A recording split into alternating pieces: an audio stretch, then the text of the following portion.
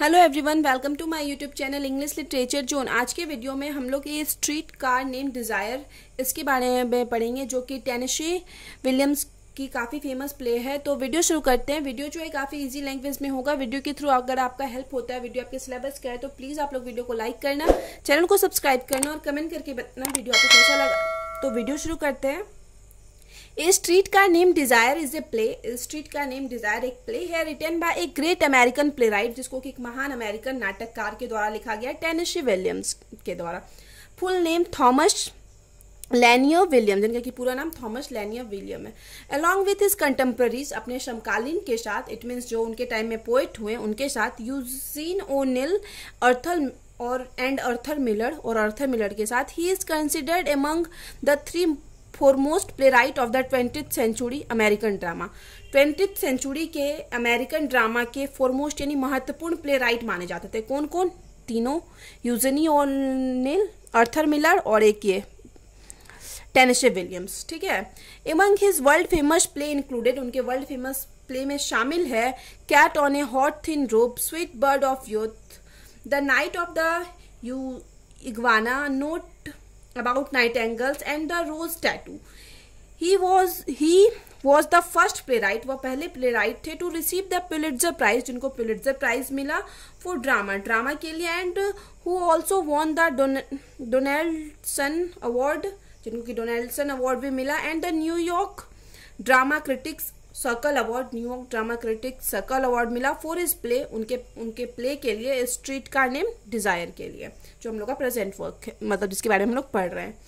It was published in 1947, इसको 1947 में publish करवाया गया, and still ranks among his most perform play, और अभी तक का उनका सबसे ज्यादा परफॉर्म किया जाने वाला प्ले के रूप में जाना जाता है।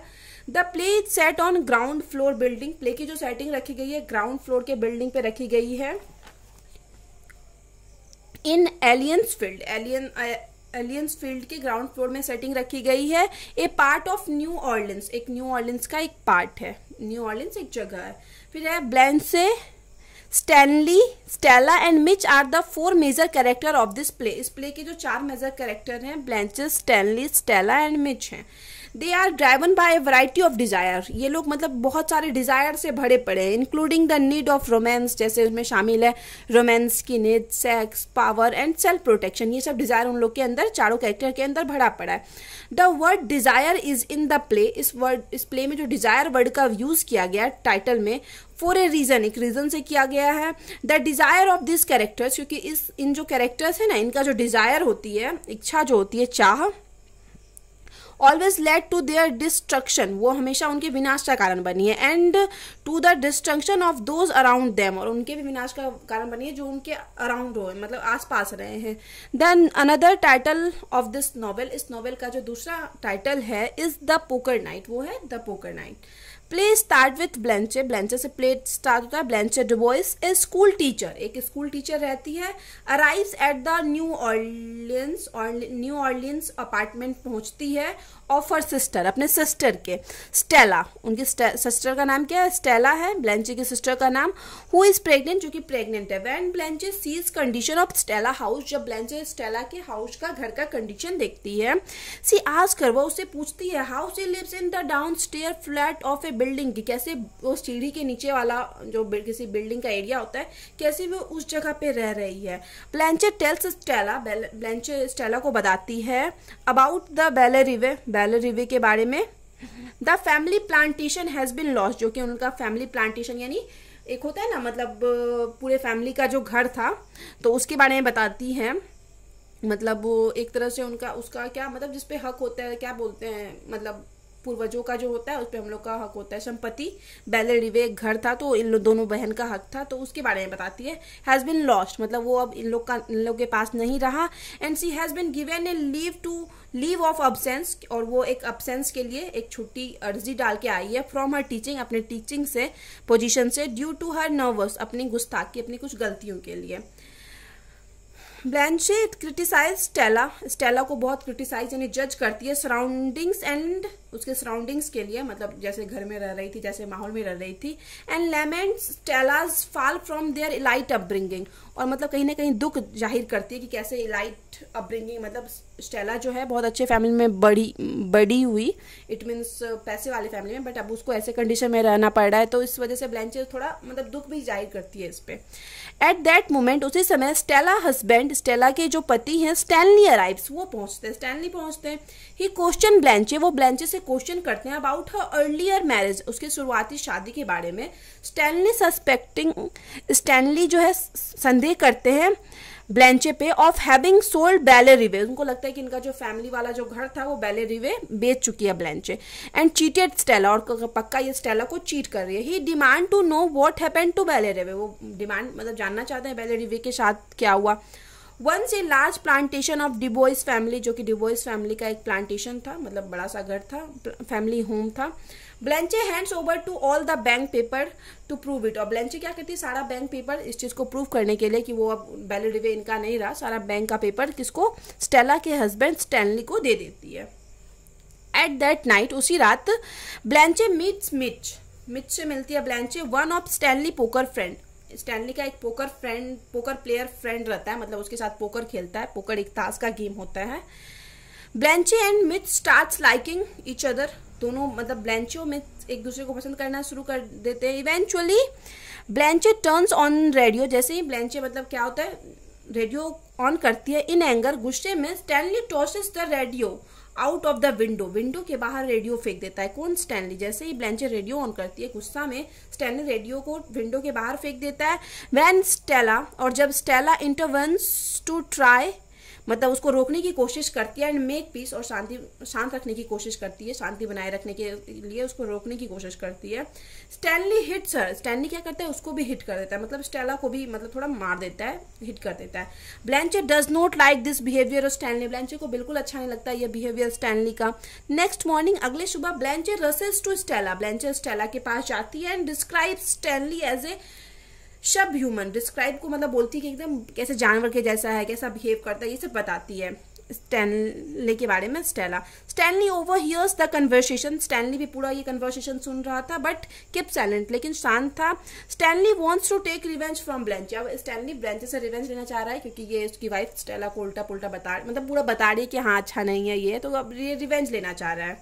अब आगे है, आफ्टर द वीक पासिस, मतलब बहुत महीने, वीक सप्ताह गुजर गए। Blanche went to a date with Mitch, जो एक दूसरे को पसंद करते थे, ब्लैंचे और मिच, ये दोनों डेट पे जाते हैं। एंड ड्यूरिंग द मीटिंग, और मीटिंग के दौरान Blanche confess to Mitch, Blanche Mitch को बताती है that once she has a married a young man, कि एक बार वो शादी की थी किसी यंग मैन से जिनका नाम है Allan Grey, who turned out to be homosexual, जो कि होमोसेक्सुअल निकला। होमोसेक्सुअल इट मीन्स, अगर जैसे एलन ग्रे एक लड़का है तो उसको इंटरेस्ट भी लड़का में था, लड़का के साथ फिजिकल शारीरिक संबंध बनाने में, तो मतलब लड़का लगता था अट्रैक्टिव, तो इस वजह से वो होमोसेक्सुअल था। But now he is dead, लेकिन अब तो क्या है, अब तो वो मर चुका है। In the mid of September के मिड में, यानी बीच में, Stella makes cakes for Blanche, birthday party, Blanche के बर्थडे पार्टी के लिए स्टेला केक बना रही है। एट दिस मोमेंट, इसी समय, Stanley arrives home, Stanley home घर पहुंचता है। And he told to Stella about Blanche's, Blanche के बारे में बताता है, मतलब स्टेला को। ही सेज दैट, वह कहता है, Blanche has been fired from having an affair with a 17 years old student, कि ब्लैंचे को है ना निकाल दिया गया। ब्लैंचे एक टीचर है, बताता है कि ब्लैंचे को मतलब एक 17 साल की लड़की के साथ अफेयर करने की वजह से निकाल दिया गया उसके जॉब से। Stanley further tells her, Stanley same ये चीज बताता है, that he has also told this story to Mitch, वो बताता है कि वह है ना ये कहानी मिच को भी बता चुका है, जो कि उसका फ्रेंड है। Stanley inform Stella, Stanley Stella को बताता है that he is bought one way bus ticket, की एक बस टिकट लाया है वन वे, यानी वहां से जाने के लिए, बैक टू मिसिसिपी वापस जाने के लिए, फॉर ब्लैंचे के लिए। Mitch does not come for Blanche birthday, अब मिच जिसको कि पता चल गया कि स्टेला का अफेयर था कहीं स्कूल में, तो वो अब उसके बर्थडे डिनर के लिए नहीं आया। ब्लैंचे सेंसेस, ब्लैंचे को यहाँ पे लगता है दैट समथिंग इज रॉन्ग, कुछ तो गलत है। Stanley present in front of Blanche, Stanley जो कि अब तो पसंद करता नहीं था ब्लैंचे को, तो वो ब्लैंचे के सामने आता है विद द बस टिकट के साथ। Blanche rushes out to the room, अब ब्लैंचे क्या गुस्सा में अपने रूम चली जाती है। एट दिस टाइम और इसी समय Stella goes into labour, Stella को लेबर शुरू हो जाता है, इट मीन्स लेबर पेन शुरू हो जाता है, बेबी होने वाला होता है क्योंकि ये प्रेग्नेंट थी। लेटर दैट इवनिंग, उसी शाम बाद में, Blanche is alone in the apartment and drunk. अब क्योंकि मतलब ये स्टेला को लेबर पेन हो गया है तो स्टेला और स्टैनली दोनों हॉस्पिटल गए हुए हैं, तो अब यहाँ ब्लैंचे अपने अपार्टमेंट में अकेली है। एंड ड्रंक इट मीन्स पूरा ड्रिंक की हुई है। मिच ऑल्सो ड्रंक, मिच भी मतलब पूरा ड्रिंक किया हुआ है, अराइव्स और वहां पहुंचता है। एंड कन्फ्रंट्स ब्लैंचे, और ब्लैंचे के सामना उसका सामना होता है, उसे मिलता है। She admits that Stanley stories are true, वह वहां पे स्वीकार कर लेती है कि स्टैनली जो भी उसको बताया वो सारा सच है। सी प्लीड्स फॉर फॉरगिवनेस, माफी मांगती है, बट मिच रिजेक्ट हर, लेकिन मिच यहाँ पे उसको रिजेक्ट कर देती है। As Stella is checked in to give birth, जैसे ही बच्चे को जन्म देने के लिए स्टेला जाती है, स्टैनली रिटर्न्स होम, स्टैनली घर वापस आता है। To fight Blanche alone in the apartment, Blanche को अपार्टमेंट में अकेला पाकर ही रेप्स हर, वह उसका रेप कर देता है। सम डेज लेटर, अब कुछ दिनों बाद, स्टेला इज पैकिंग ब्लैंचेस बैग, अब मतलब स्टेला क्या कर रही है, ब्लैंचे का बैग पैक कर रही है। देन सी टोल्ड, तभी वह बताती है, मतलब ब्लैंचे बताती है स्टेला को अबाउट द रेप के बारे में। But Stella refuses to believe her, लेकिन स्टेला रिफ्यूज कर देती है बिलीव करने से, मानने से, क्योंकि उसको लगता है कहीं ना कहीं ये क्या है, ब्लैंचे का बिहेवियर ही ऐसा है, उसका 10 मतलब बहुत जगह अफेयर रहा है, तो उसको यकीन नहीं होता है, लगता है कि अभी भी कुछ प्रॉब्लम क्रिएट करने की कोशिश कर रही है। And everyone starts thinking that, और सब यही सोचने लगते हैं कि ब्लैंचे इज मेंटली नॉट स्टेबल, कि अब ब्लैंचे जो है ना मेंटली मतलब दिमागी हालत इसकी ठीक नहीं है। A doctor and nurse arrive to take Blanche to the mental asylum, अब मेंटल असाइलम ले जाने के लिए एक डॉक्टर और नर्स आते हैं ब्लैंचे को। सी इनिशियली रेजिस्ट, पहले तो वो पहले मना करती है कि नहीं जाएगी। And collapse on the floor पे गिर जाती है। वैन द डॉक्टर हेल्प ब्लैंचे, और जब डॉक्टर हेल्प करता है ब्लैंचे का अब उठने में। And she goes willingly with him saying, और तो उसके साथ खुद की मर्जी से चली जाती है, यह कहते हुए whoever you are, तुम लोग जो भी हो, I have always depended on the kindness of stranger, क्योंकि मतलब वो कहती है कि हम हमेशा स्ट्रेंजर्स के काइंडनेस पे ही डिपेंड रहे हैं, मतलब उसको लगता है कि उसका साथ कभी भी जो उसके फैमिली मेंबर अपने थे वो कभी नहीं दिए। फिर है आगे, आफ्टर दिस, इसके बाद Blanche lives with the doctor, Blanche doctor के साथ चली जाती है। एंड डजंट लुक बैक, वापस नहीं देखती और से गुड बाय, और ना ही गुड बाय कहती है।